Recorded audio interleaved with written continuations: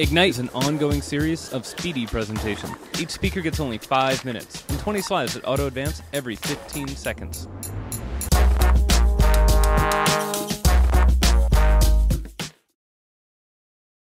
I'm Mark Allen. In 2003, I rented this red storefront and I opened a ramshackle kind of community center that I named Machine Project. And the reason I named it Machine Project was that I thought of it as a machine for generating culture, that you would have inputs of ideas and ideologies and artists and thinkers and scientists, and on the other end you would get out new ways of seeing the world and new ways of thinking about culture.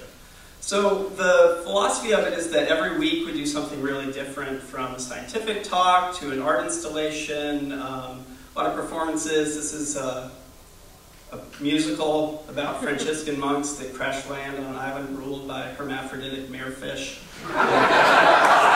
And the aesthetic is like really informal, like flattened hierarchy between performer and audience. This is sort of an extreme example where we have the poets in the basement reading poems up to the audience through a tube. And education is a big part of our program, so everything from computer programming to primitive basket weaving to making your own pizza oven on the sidewalk for an hour.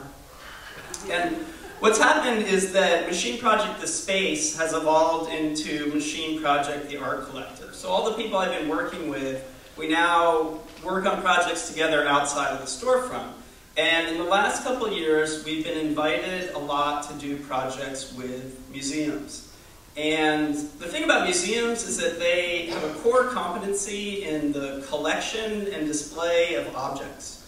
But what's happened culturally, both with artists in a broader sense, is we've moved to a greater interest in experiential projects, performative projects, participatory projects. And what museums have been doing is, just in the same way they would buy a work of art, they've been inviting artists who work in this way in to help them rethink how people might use museums, how people might visit museums, and what kind of content can take place in museums. And so Machine Project Collective has been invited to do some things like that, and so I'm going to just show a couple projects along those lines. One thing about museums, there's a lot to look at, there's not that much to listen to. And so I often work with the sound in museums. This is a piece that we did at LACMA where for 1 minute out of every hour, this guitarist would come out and play a speed metal solo. You can hear around the whole museum, so it became like this cuckoo clock and this way of activating the whole space.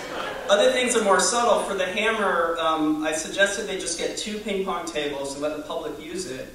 And that would change the sort of psychoacoustic nature of the museum, that the sound of ping pong in the background would change how we felt about being in this institution. Try and also find new ways of looking at works in the collection. This was a piece where over the course of the day we made a 1-to-1 scale copy of the San Francisco painting out of flowers, and then at the end of the day people could take the flowers home. This was a piece where we had folk singers singing songs from the same year as the paintings they were standing in front of.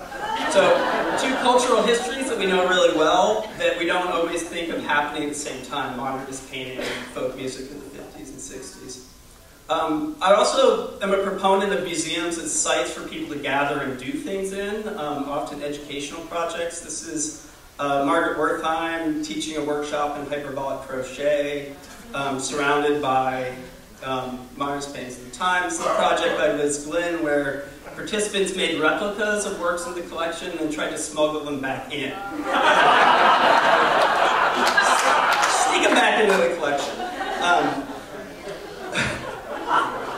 So something that I've noticed, though, from working in museums is the architecture really defines how you see what's going on. So there's spaces, galleries, where you're supposed to be paying attention, having an aesthetic experience. And there's hallways and elevators where you're supposed to be walking by and not thinking about anything. And so I've been really interested in producing content for interstitial spaces. So here, this is the Hammer Coat Room. It's literally underneath the stairs up to the museum. And we have 2-minute performances for 2 people at a time all day long on Saturday. This is a piece at LACMA where this phone would ring and a poet would read you a poem over the phone, and then other people could look for the poets on the horizon with this telescope.